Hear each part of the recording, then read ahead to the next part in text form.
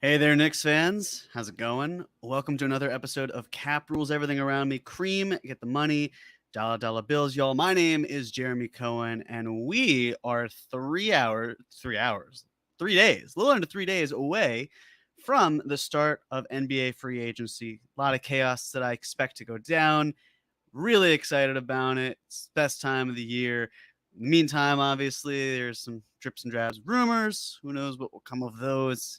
So I expect this to be a very active time. And, hopefully there's a little bit of chaos before Friday. Maybe not necessarily for the Knicks, but just with other teams, it'd be enjoyable just as a basketball fan and as a fan of drama.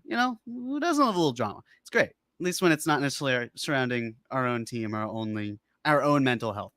Um, One big thing for today, I've kind of talked about this a little bit in the past, but it's probably one of the more pressing things.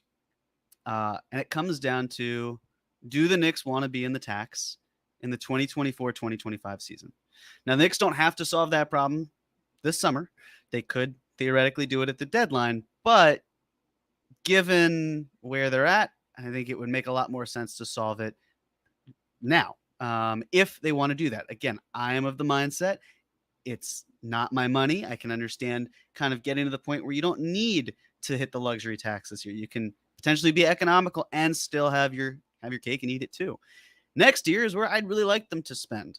But that's kind of where the question comes into play. And it really goes to Emmanuel Quickley. Because look, maybe the Knicks do the complete opposite of what my perception is, which is that they really like Julius Randle and they like Obi Toppin, but the mixing and matching isn't quite where they want it to be, and that Obi in a contract year plays somewhere where he has a chance. And so that's the understanding, but then it comes down to Emmanuel Quickley. And I just keep thinking about the potential of him in a deal, how I wouldn't want it, but trying to see, okay, look, if you did move quickly and you had other pieces going out, there is a world where you can duck the luxury tax this year and next year. We don't have to like it. It's just kind of what is, especially if you consider if the Knicks do wind up signing Dante Vincenzo and having him in this team on this team, how his salary next year would impact the luxury taxes. You're getting closer, but you're not quite there. So a lot of it really comes down to if the Knicks want to be in that position. And we talked about, John and I talked about Dante DiVincenzo a bit this past Sunday it was. And, we had the agreement that if DiVincenzo is in, someone is likely out. And looking through the numbers, I know a couple people I know XJ posted about it, and I think Prez was sending something back and forth. And it just, looking through it, I don't understand how there is time for all these players being Brunson, Grimes, Quickley, and DiVincenzo. I don't get where the math comes of it. It's really tough. It's a real challenge, and as someone who, again, really wants IQ to be here long term, not trying to put fear, just talking out loud in terms of a scenario of what if they do get DiVincenzo? What does that mean? The impact of these other players. My concern is with the playing time and the impact there. I mean, for context, DiVincenzo, his very first season, his rookie year, played 15.2 minutes per game. And then the year after that, he played 23. And the year after that, he played 27 and a half. And he got hurt. And the year after that, it was 23.9 minutes per game. And last year, it was 26.3 minutes per game. So I don't see a world where DiVincenzo is playing less than 23 minutes per game. I mean, he hasn't even played under 23.1 minutes per game since his second year in the league. So it's tough to just get all this math to work. And that's then my fear of the ripple effect, that what DiVincenzo creates is an opportunity for the Knicks to move players in some capacity and kind of shuffle it. And again, John and I talked about the math and how, unfortunately, it's a very clean fit if you are to take a Zach LaVine type trade where you're taking RJ, you're taking IQ, and you're taking Fournier, and the money that goes out and the kind of the wiggle room that it provides you. And if a separate deal, if you're moving Obi and how that transpires. Again, this isn't about want. This is just about working our way backwards. And it didn't have to be LaVine. There are other stars, plenty of other stars. We walked through why Paul George doesn't really work, why Cat with the salaries, that's not really an option. And Zion. So maybe there's another star that hits the market. I don't see James Harden necessarily leaving. And if that's the case, Embiid's not going anywhere. Look at a bunch of other stars. We were joking. I don't know if it's so much joking, but talking in the KFS faculty chat of John Collins going to the Jazz. And XJ put it well, where he said, basically the whole Lauri Markkanen situation went from a pipe dream to a dream, whereas there's not really a belief that the Jazz would trade Lauri Markkanen, but it stands to reason in a year where they would keep their pick if it falls top 10, the West is going to be super competitive, that maybe they do try to sell high on, maybe it's not even selling high. I mean, maybe they could sell higher than that, but Markkanen had an incredible season. Is he available? Are the Knicks interested? They should be if he is. All of that into play and how the pieces kind of fit. But the more I think about, if you're telling me Hart opts in, and we'll see what Thursday brings. If Hart opts in on Thursday, I think we can have a pretty clear indication of what's next to happen. And then when next to happen being DiVincenzo, then what type of impact that has on the other players. And what type of impact that then has on the team and the roster construction. So here's the good news. As of right now, the Knicks haven't done anything. So in my mind, there's no need to worry about what hasn't happened yet. We can think about what will happen. Maybe we can be concerned about that. But we are at the point right now where the players are on the roster. There's no movement right now. It's kind of the calm before the storm. And we will address it if, when, whatever happens with this team. There will certainly be movement. It's just a question of how many pieces, who, what are they doing, all of that. So, yeah, I wish money were no object, and maybe it still can be. But man, it's hard to take a closer look at what the following year looks like if you don't have IQ there, and how that just ducks the luxury tax. And again, we will see. I don't want to hit the alarm, but it's a concern. It's a concern of mine. So hopefully we have better things on the horizon, and we'll just take it as it comes. So that was my one big thing for the evening. XJ is not here. If he were here, oh my goodness, I've had a very long day, so I apologize. Justin's running the show. Justin's been great. Justin, apologies. I've walked 22,000 steps today. I'm exhausted. What do we got going on? Because now I'm pumped, and let's do it. Perfect. Thank you, Justin. Darren Hood, I have an important question. What will realistically happen with the Knicks during free agency, and thoughts on Jacob and Obi? Realistically speaking, I see DiVincenzo as an option, and I see the Knicks trying to find a home for Obi. The real question for me is, again, that ripple effect. What happens in terms of getting, if you've got DiVincenzo and you've got Quickly and you've got Grimes and you've Brunson, and you also have Barrett and you have Hart, that's just too many guys. That's an insane amount. And Deuce gets left in the cold. So something, at least one or two of these players, you have to imagine is not on the team next year. And it's not going to be Brunson, and Hart's going to be extended, assuming he opts in, and DiVincenzo would be coming in. So we're talking about 1 to 2 of Barrett, Grimes, Quickly, and McBride that would not necessarily be here. It sucks. That really sucks. It genuinely does. But that's kind of where it goes. And then the thought process is, which two? Is Fournier involved? What is your target? All of those different moves. So realistically speaking, I'll say they signed DiVincenzo. That Hart, again, this is all if Hart opts in, that he opts in and extends sometime in August. And that the Knicks keep, I guess that was 7 players, that they keep 5 of the 7. And even then, I mean, it's tricky, but it would probably be 5 of the 7. You'd then have someone coming in. That's a lot of, that's the thing. Like, that's the thing that bothers me the most. As much as I hate the idea of moving young core pieces that we've all grown to love to various degrees. It's like, okay, you're telling me that if the Knicks rolled in with a situation that was Brunson, Grimes, again, like if it's not RJ, and then you've got Deuce, and then you've got DiVincenzo and a Hart, and Quickly and RJ are gone. And again, I'm just using Levine as the example here. You can use other players. You could say Paul George in terms of like different maneuvering. It doesn't really matter. I'm just going with Levine because of the math. You're looking at it, and it's like, well, that is a really good team, and there is depth still there, and you do probably not give up as many picks because you've given up RJ and Emmanuel Quickly in this situation, which I still wouldn't love, but then that would reduce the pick package. So it's crappy, but that's kind of where the realistic part of it is.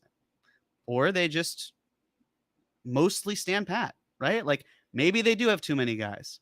And then we're saying at the deadline, the Knicks have too many players. They've got to move someone. And usually it works its way out. We talked about, hey, remember when Fournier was in the fold and suddenly he wasn't?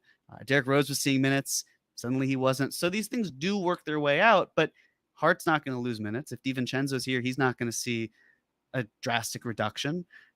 Quickly's going to need playing time. RJ, you can only do so much in terms of, I get it, he's not closing games last season, but how often is that going to be the case here? What's Grimes' role? Obviously, Grimes wants to take a step forward. We know Brunson's going to be there. McBride, is he not getting any minutes whatsoever? So there have to be hard decisions if you bring DiVincenzo in, and there probably have to be hard decisions regardless of DiVincenzo. So, Darren, that's what I would say for that. And as opposed to Jacob and Obi, Jacob's on a two-way spot. It's a sort of thing where the Knicks can always break that two-way contract. There are 3 of them now with the new CBA. So you could always elevate Jacob, once the deadline comes, if you need to fill a roster spot and he's a cheaper contract because time has elapsed on a prorated minimum contract, you could do that. But I don't see Obi and his presence being impacted by Jacob Toppin on this team. If anything, it probably makes me feel like it's more likely that there's an Obi trade because they're still doing the Toppin family a solid. And then they're doing the Toppin family another solid by moving Obi to a situation where we would imagine he has more free reign and ability to play. So thank you, Darren. Danny Landis, what about making a trade for Harris? I would imagine Tobias Harris is the case. So Harris really would be playing more of the Randall role. I think at that point you got a couple 4s. And if RJ is still here, then you really have a couple 4s. So you have 3, but RJ probably wouldn't be here based on the math. Harris is making close to $40 million. So even if you moved Fournier out, Derrick Rose is no longer on the team. So you have to find salary in some other capacity. So if it's not RJ or Randall, and it's definitely not Brunson, it's not going to be Grimes. It's not Hart because he's not going to opt in to then be dealt. It's iHeart. It's Obi. I mean, it's that might just get you there, might just be there. But at that certain point, it's not what the Knicks need. They're not. Now they're trading 3, or really 2 rotation players and good expiring salary for an expiring salary for a player that really doesn't fit with what the Knicks are doing. So I think Tobias Harris is a better player than it would appear. I don't see his landing spot being New York. Mythic Monty, thank you so much for the super chat contribution. Hi, Jeremy. What do you think about a consolidation trade for Anunoby as the starting small forward? I know Raptors value him highly, but who would it take money-wise? The thing with Anunoby is if he's a starting small forward, then it means that one of RJ or Grimes is not starting, and theoretically they are not on the team, at least for one of them. If you move out RJ, you're losing a lot of the dribble drive penetration that you need. It has to be made up in the aggregate between Grimes and Anunoby. I think the way Anunoby moves, he moves more like a 4. So now you've got, if RJ's still here, it's a similar problem to the Tobias Harris one we just discussed, where you've got 3 guys who are really more built, kind of operating like 4s than anything. at least based on how the Knicks run their schemes and Tibbs. So if it's not that, I mean, yeah, you could just make the math work with Fournier. The math isn't the hard part. It's the fit and who would go out. Because, again, if you wanted to keep RJ, it's just not a great basketball fit. And if you wanted to, and also it's expensive because then you have to pay OG Anunoby as well. And it's not that the Knicks can't do that. They can, but these things add up. And timing, and I still think they scratched the OG itch with Josh Hart, but maybe that's wrong. Maybe they decide, no, we actually want both of them because they can still provide complementary things in some capacity. So the money's fine. It's really just fit with the players and the roster. So I still am less sure about it than I was, say, 6 months ago, 10 months ago.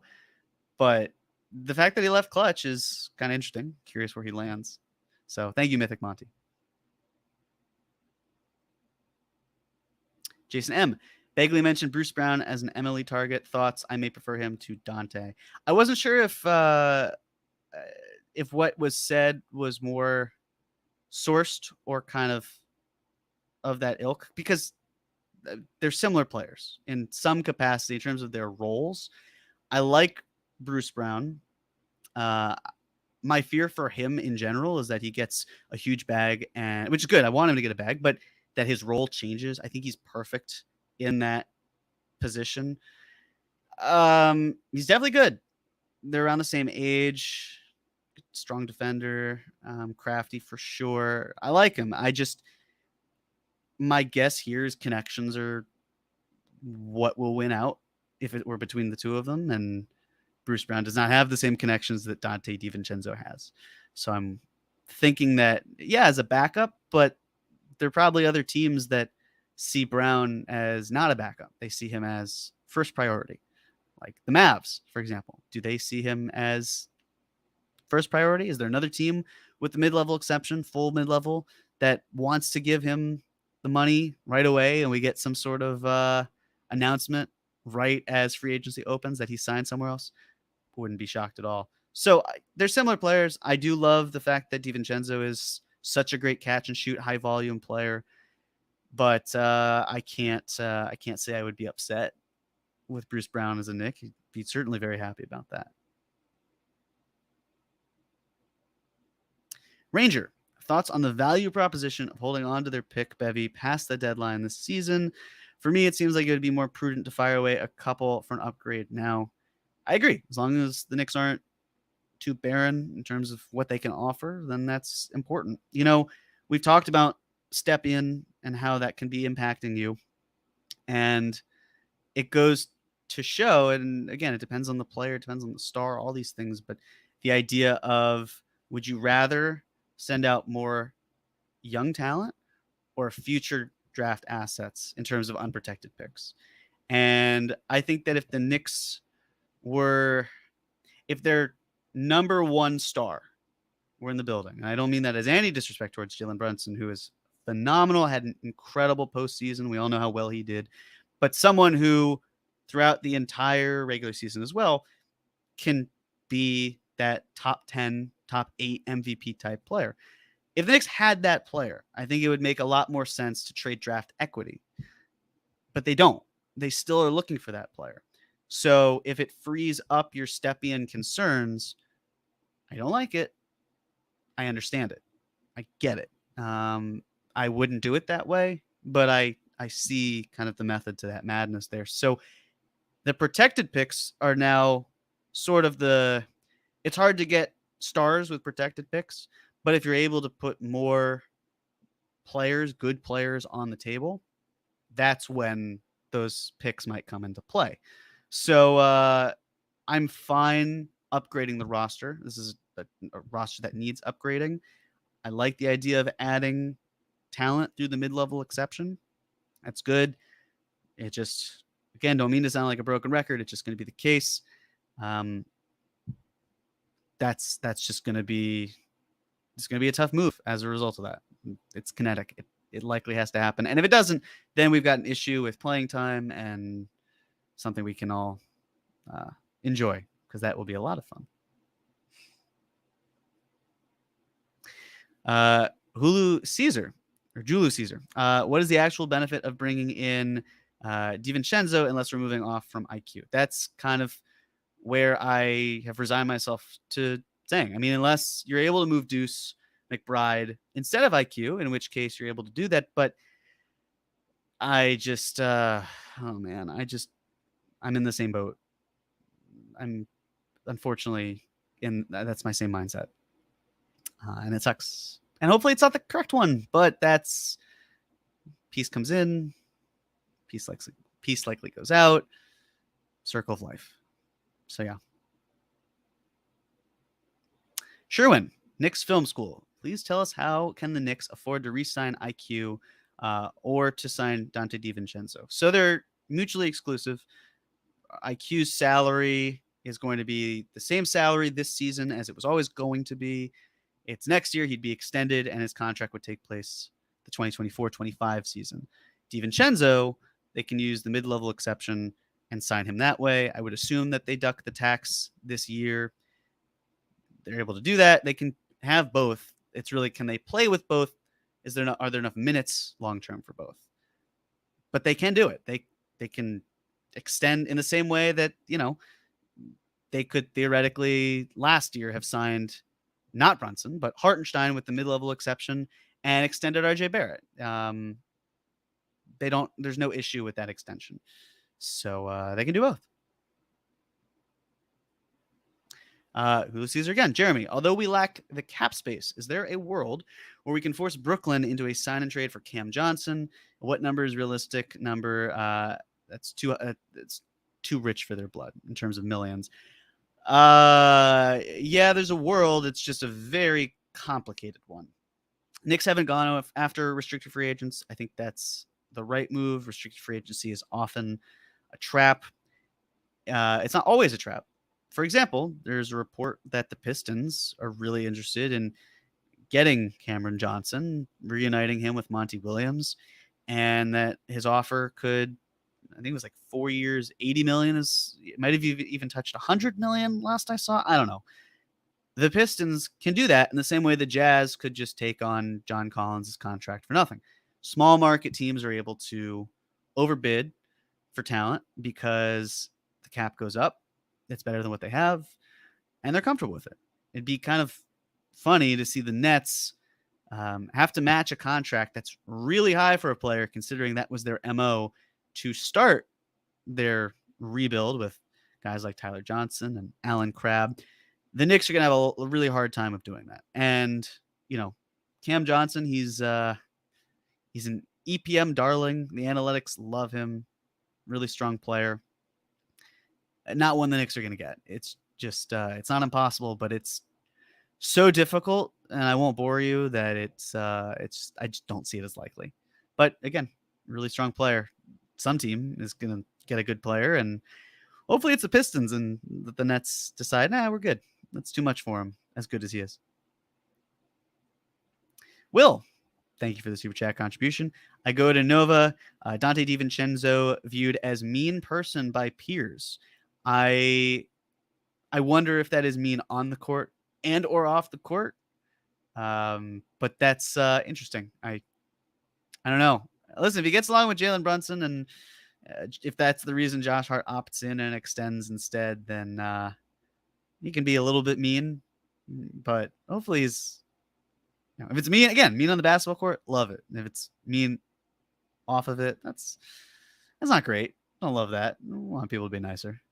So thank you, Will.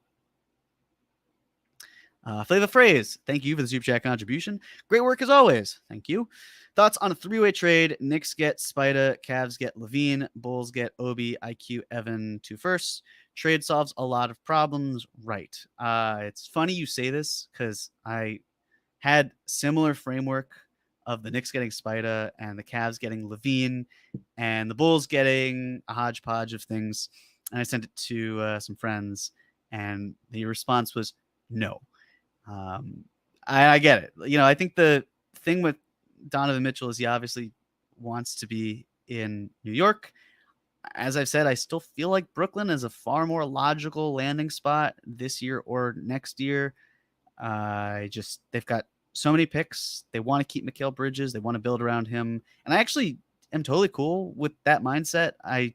So often it's either compete or tank. And I legitimately like the idea of using Mikal as a way to kind of lure other players and keep amassing talent. You've got the pick, so you might as well. And your picks are already outgoing to Houston, so you really might as well try to put a winning team on the floor. So this actually, it does solve everyone's problems, but it also doesn't, if that makes sense. Like, yes, the Cavs, for example, they get LaVine on a long-term contract, clutch player with Darius Garland, another clutch player. That works for them. But then the money gets a little tight because now they have to add salary because Mitchell's making a decent amount less than LaVine. So are they sending a piece? Are they potentially going to a luxury tax situation? Bulls would definitely need more than Obi, IQ, Evan, and 2 firsts for this to happen. Then there's a thought process of the Cavs saying, well, wait a minute. We gave up all of this for Donovan Mitchell, not for Zach LaVine. We actually believe that we could re-sign Donovan Mitchell here. So we're actually trading for, like, we traded 3 unprotected firsts and Lauri Markkanen for Zach LaVine. We don't like that. We're going to need more as well. So then there's the question of, are the Knicks giving up assets to the Cavs to compensate them in some capacity? It's one of those things where I feel like on paper it works super well, Flavor Phrase. I'm with you 100%. In reality, I'm skeptical, but I appreciate the idea. As you know, from one person to another with this idea, I respect it and I appreciate it. But it's one of those that it's just, I just can't see it. I just can't. Thank you. Keith Turner, you didn't draft anybody and no trade, and yet we don't hear nothing from Leon Rose. That's why I'm frustrated. I get it. I get that there was very little movement. I want to say this. Free agency hasn't even started yet. I get that the draft came and went, and the Knicks didn't really do anything of note, and that a lot of other teams did, and it's easy to point to those teams and say, that, I want that. I want that to be the case. Again, I am not the type of person who believes that Leon Rose speaking to the media means anything. Mike Dunleavy said, excited for at least 4 more years of Jordan Poole. And what did they do? The Warriors traded Jordan Poole not even 2 weeks later. So it's lip service. It's the whole thing of facing the music, but at the same time, the Knicks had their most successful season since 2013 playoffs. So I'm okay. I'm cool with it. I understand that there needs to be some sort of accountability, but I think that also comes from the moves themselves. And the actions will speak far louder than any of the words will. So with that being the case, I don't share the same frustration, but I understand where you're coming from, Keith. That being said, June 27th. Free agency starts June 30th. I would imagine some fireworks might be that day or that night, might be the next day, all of the sort. But in the meantime, patience is a virtue. Let's wait a little bit, and then we can circle back to this potentially in, say, a week. Hopefully we don't have to, because it would mean that the Knicks have done enough that those moves speak for themselves. Jay Vertical, thank you for the super chat contribution. Sup, Jeremy? Is there a route the Knicks could take into doing a sign and trade Rui for Obi, with Lakers trending towards re-signing D'Lo and Reeves? Let's go Knicks. So probably not. I mean, the Knicks can't use the MLE as a traded player exception yet, as we talked about. So you can't sign and trade a player into that exception. So if you could, that'd be easier. The math actually might be a little better. This is the wrong year for that to happen, unfortunately. So I don't see that being the case. So the Knicks might have to go the cap space route. They'd have to clear money. That's a lot to do. They'd have to move Fournier, just dump his salary outright. And then they'd have to move more money. So it's tricky. I would be very surprised. I'm also curious if the Lakers do re-sign D'Angelo Russell. It's going to be a real question of, are they staying above the cap or are they going below the cap? Or as I like to call it, Schrodinger's cap. We don't know. Hopefully they make a decision. I mean, they have to make a decision. It's just a matter of what they do. Still, the market's not great for talent. Maybe they're able to land Van Vliet, but that also means renouncing Rui Hachimura's bird right or restricted free agency and clearing his cap hold. Can they get a wink, wink, nudge, nudge of him into the room exception? Maybe. And then if he's an unrestricted free agent, that doesn't stop a team with the full mid-level from then just signing him outright. So if they were to do that and he were an unrestricted free agent, the Knicks could, in theory, sign him instead of DiVincenzo or anyone else, the mid-level, and then they could trade Obi somewhere else, which would indirectly be the trade that you're talking about, Jay Vertical. But I just don't think the likelihood of that is high. I think the Lakers probably just hang on to his matching rights. He won't get a ton in free agency. He had a couple strong performances in playoffs, but he had a fine season. So I don't think he'll get a ton of money. I think he'll probably get somewhere around mid-level exception amount. But yeah, the sign and trade is just too difficult for it to really be there. But thank you for that. Good question. JD, do you see Brook Lopez as an MLE option, or will he get more per year? Would the Knicks even be willing to move Mitch to make that happen? Lopez makes more sense with RJ and Randall, in my opinion. Lopez does make more sense with those two players in mind. I mean, look, he's going to make more than $12.4 million. The Rockets, my God. The Rockets are offering a lot of money to him, reportedly. The Bucks can still go above the cap to retain him. If I'm a Knicks fan, with my eyes sort of, but not really, I'm like, hey, what's going to happen with Giannis in 2024? I don't expect him to go anywhere, but you never know. That's when I would be hoping for Brook Lopez to leave Milwaukee and to sign with a team like Houston. But even before that, the Bucks are in the conference as the Knicks. So any conference team that gets weaker is an advantage for the Knicks. So I'm sure if the Knicks got Brook Lopez, they'd be willing to move Mitchell Robinson. But Brook Lopez, I believe, is 36 years old. So that's a lot. I think if you're a team like the Rockets, what makes sense is like what they're trying to do with Van Vliet, reportedly a 2-year, $80 million deal, something like that. I wouldn't give that to Brook Lopez. The Rockets probably won't offer that to Brook Lopez, but that's a lot of money, and the Knicks can't get anywhere near doing that. So I just don't, based on how his market's going to look, I don't see him as being an option. Drippy, if Obi is moved, do you think RJ could play the backup 4 minutes? Could. Yeah. I mean, we've seen it in spurts. I think if the Knicks really needed to hold down the fort, they could do it. They could absolutely have him. They could have Hart there. It's not that Hart can't play the 4. It's just that his rebounding is elite for a guard, and his rebounding in general is really good. He's 6'4". So if you were to have him at the 4 and RJ 6'6", you're losing a lot in terms of the height.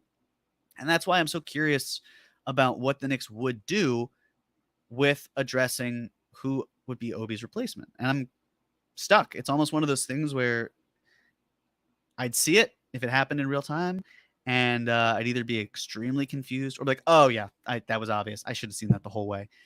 It's just they need more size. That's size and strength are important. The Knicks have a lot of strong guys.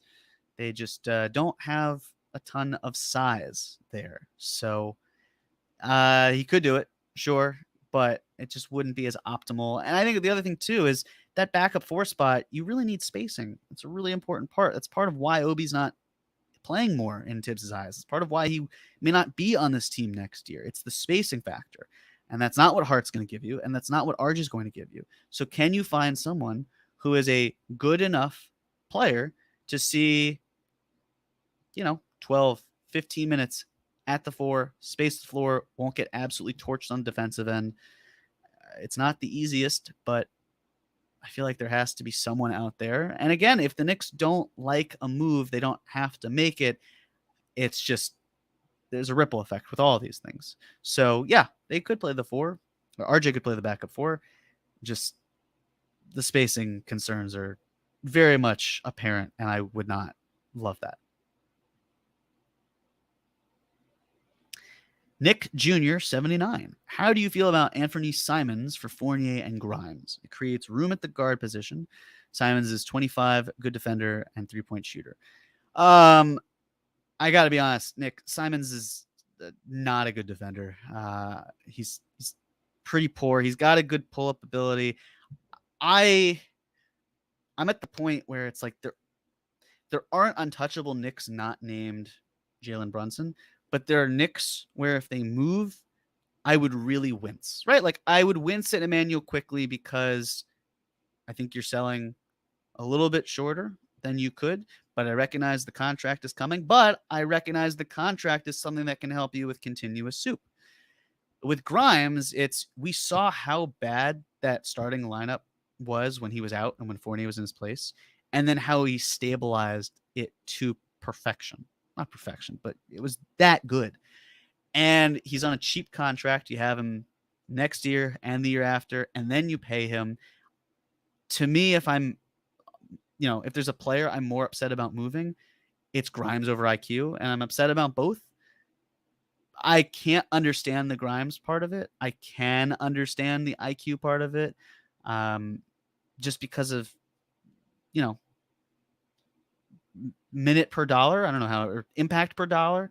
They exceed that by far. Both of them do, but one's getting paid before the other, and potentially taxes are a thing for this team. So I wouldn't go about that route. It's just not something that. Yeah, and then you're looking at, okay, you've got Brunson and Simons who are good pull-up shooters, and then you've got RJ, and then you've got Randall, who's also a prolific pull-up shooter, and Mitch. And it's similar to other scenarios we've run through where there's just no strong defender not named Mitchell Robinson in that. There's probably not even an adequate defender in terms of bringing it every single night. They're not going to be a liability on the defensive end. That's a problem. So Simons, I think it makes sense to move him if I'm Portland. I don't think it makes sense from the Knicks to receive him or to move out Grimes. I would imagine maybe the Blazers are able to get more defense, maybe a better 2-3, but they don't also have that many assets to upgrade. So I don't envy the Blazers at all. Not one bit.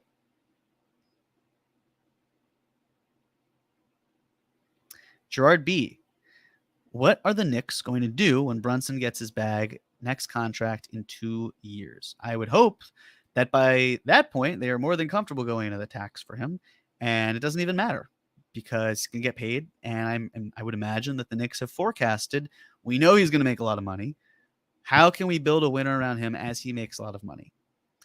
And obviously he will get a larger amount than the cap will exceed based on year to year. He's making like 25 million, 24 million in 2024, 25. So the jump from that to 30% max is going to be far greater than the salary cap going up from the 24-25 season to the 25-26 season. But I would imagine that they will plan accordingly. And again, my sincere hope is that they don't cut corners there. I'd be surprised if they did, but who knows? Who knows? But they'll be fine with Brunson. They will be okay. They'll plan ahead.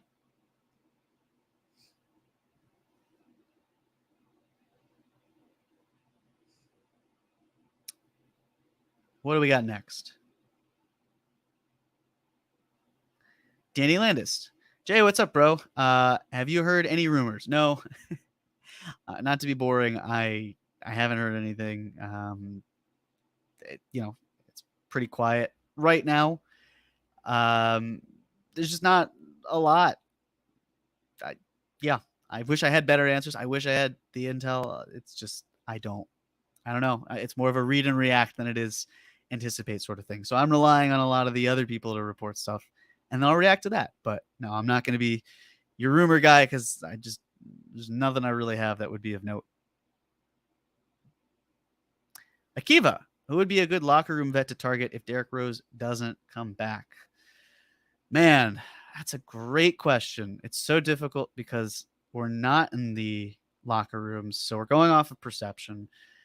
It still, I don't know, I still get this feeling that Arcidiacono was very appreciated in that locker room. I think there's secondary texts to support that. I can imagine he's an energy guy. And let's face it, if they have 3 players at Villanova, I would imagine they'd add a 4th. It's not like Arcidiacono's phone is blowing up right now. So he's probably the locker room type guy, but there's going to be a fun vibe, I would imagine, between all the Villanova boys. And I doubt they'd be too cliquey, but I don't know because I don't know him personally. So, maybe they do that. It also, I'd love to see Taj as an assistant coach.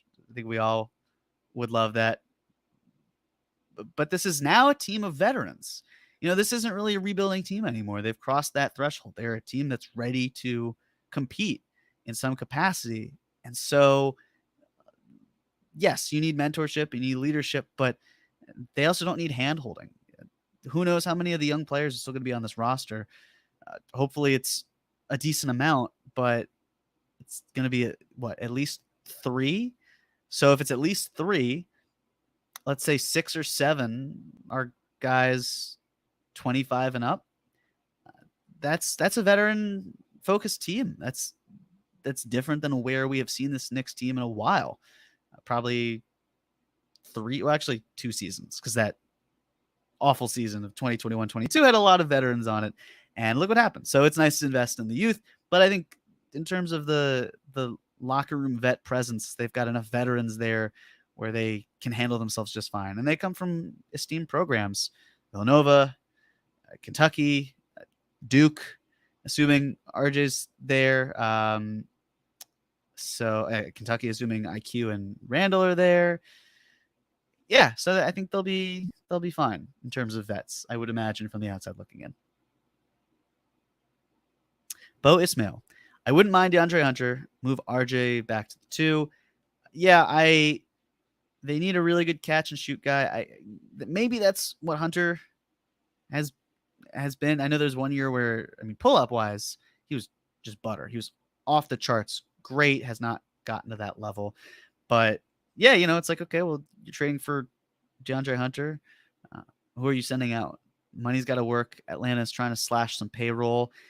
The moving Collins open up the mid-level exception. I would imagine they still want to move money as well. I just don't think the Knicks are necessarily the team to accomplish that. But I'm fascinated by where Hunter goes anywhere, because the Jazz could have been an option, but they're out. The Pacers were potentially an option, but now they might go after Harrison Barnes.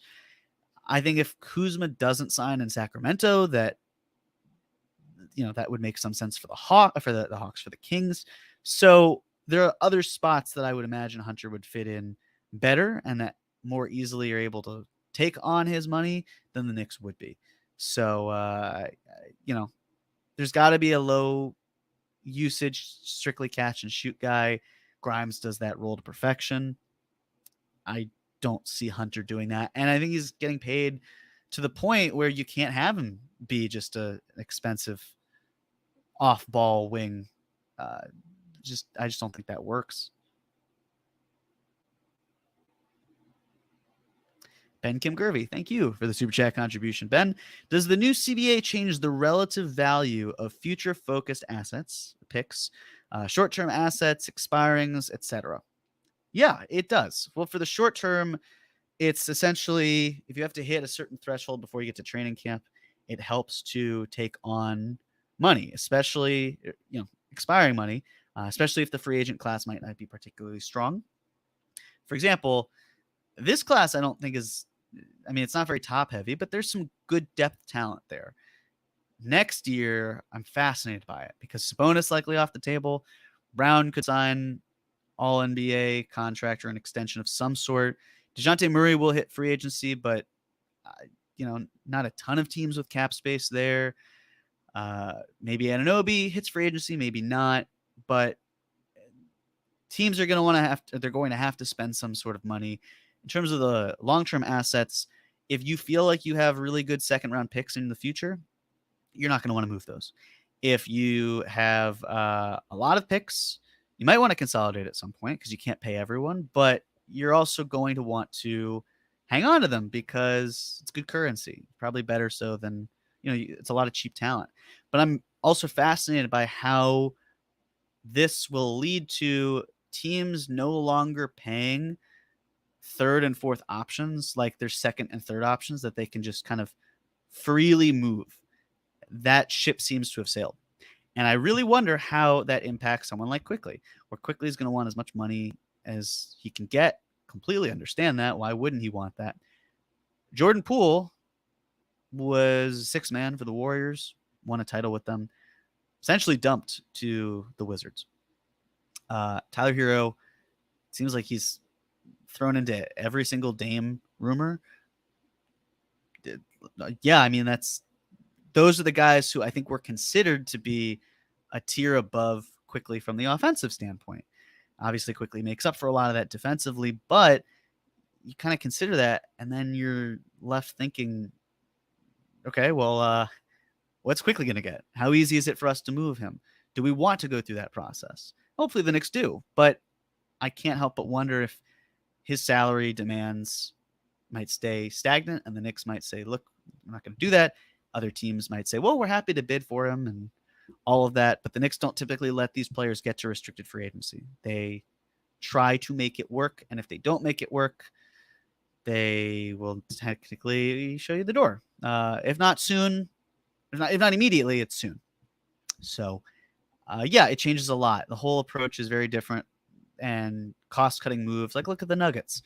They had a situation financially where they don't have a lot of picks, and yet they turned one pick into getting two picks in the 2024 first round. And then they moved that into this year's draft, and then they drafted, three players, all from like 27 or 29 to 37, I think it was. That's great. Great job by them. So that's what teams are going to look for, and that's why having seconds of teams that would be on the downswing will rise in currency more so than they have before. Thank you, Ben. Flavor Phrase. Can recently drafted players be included in trades this offseason? Curious because I'd love to roll the dice on Cam Whitmore using Obi, etc. So they can be. Quick history lesson. Players, their cap holds are still there, but you can trade them and trade their draft rights. Doesn't count as salary outgoing. It's when a player signs their contract, that's when they now count as matching salary. And you can't move them for 30 days. So when the Cavs somehow got LeBron James, and they had Kyrie Irving already, and they wanted Kevin Love, but they had already signed Andrew Wiggins to a contract, they couldn't move Wiggins for another 30 days. And then that's when they were able to finalize the deal to get Kevin Love. And that's why it was an early August or mid-August press conference, because the situation's in place. Now, if I'm Houston, for example, I had the intention of Whitmore at 4, and I got him at 20. So I'm not going to move him. I'm keeping him right where he is.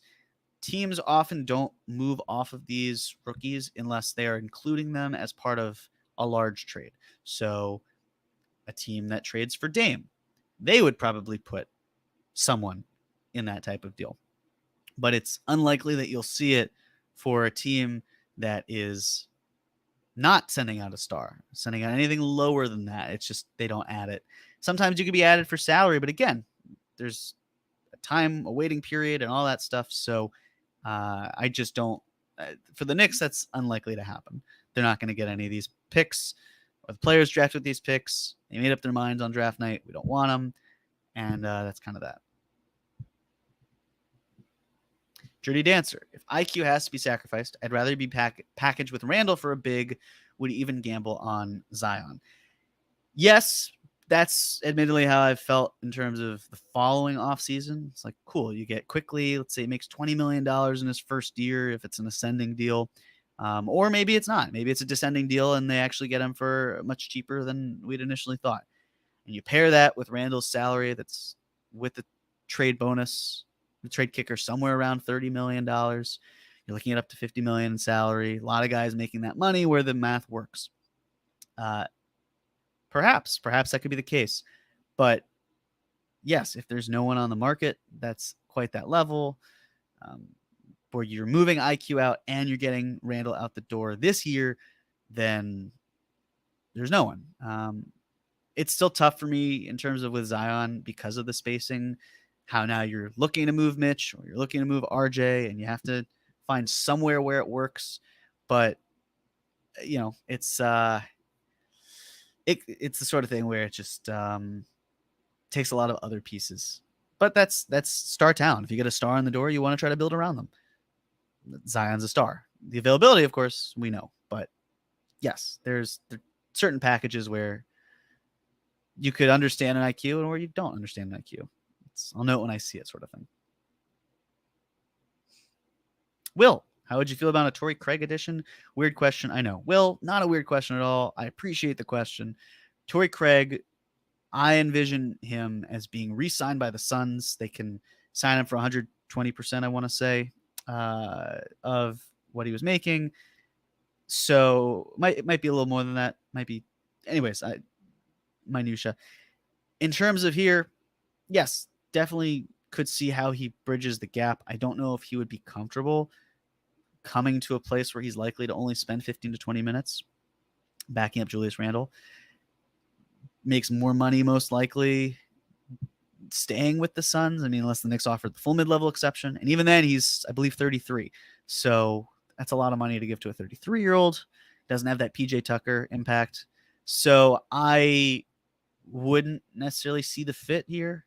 I'd be comfortable with it for, say, like the biannual exception amount, but that's less than he'd be earning if he went back to the Suns. And it just takes one Kevin Durant injury for Tory Craig to be starting at the 4 spot. So I think he makes more sense just staying where he's at.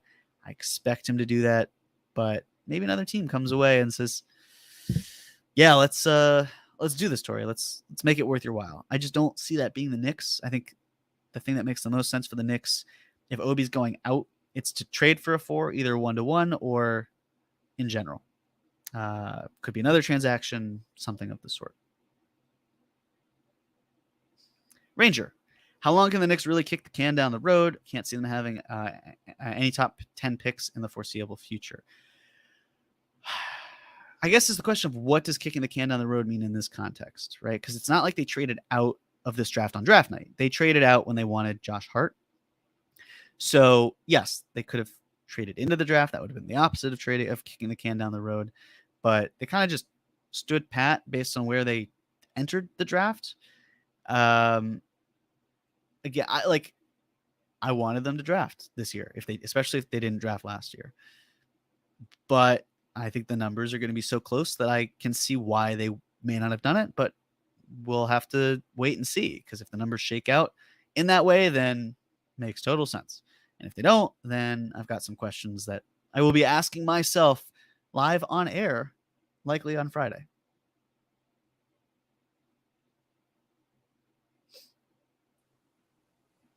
Well. I see a beautiful face, and it's not just mine. It's the one and only Chris Persianen. Chris, how you doing, buddy? Hey, bud. I was just going to say the same thing. What's going on? Good. I'm good, all over the place. I just picked up my mom from work. That's where I'm at. Got a car in the shop. So, Ooh. Yeah. Got a little bumpy week. No pun intended. Yeah. But other than that, doing pretty good. It is post-draft season. So I'm waking up not in an existential fear. Feel good, though? Excited about the fact that it's behind you? Are you already starting on the 2024 prospects? Where's your head at? No, I'm not. I have like a rough top 10 list because I'm addicted and can't get away from it. But I'm leaving it there for several months. I wanted to do my everyone does a way too early board. I did it. I don't want to publicize it ever. I'm just for myself. And then it's getting locked away in the vault. Is how we'll put that. Listening to podcasts, listening to our resident capologist, and also that Paul George, Julius Randle interview. That's another podcast I listened to recently. Thought that was good. I've been reading books. This is like a summer of media for me, you know. You. Summer of texts. Physical books. Yeah. Unbelievable. Lost art. Still not done with Tanking to the Top. So that's Okay. That, to be fair, I did not finish it either. that's where we're but at. it was really good. I very much enjoyed it. I Yeah. just didn't get to the point of finishing it. Yeah, But- chapter 4 is no. All right, I got a little bit further than that. but Yeah, no, I'm not far at all. I'm the worst at sticking to something. So, Mr. Weitzman, sorry, but great work. I'll be there soon. So yeah, that's what we got going on. A whole lot. Perfect. All right. Well, Chris, listen, I'll let you take over from here. Thank you all so much. See you for the live stream on Friday. Really excited for it. Nothing else really to plug. So take it away, Chris. Hey man, thanks for being you. I was actually tuned in the car on my way to get to my mom's job. So I enjoyed what I heard. I didn't play it while she was in the car though, because Fair enough. Well, I'll stick around and watch you, but from behind the scenes, or at least on the YouTube page. So, all right, take it easy, y'all. Thank you. Thank you, Jeremy.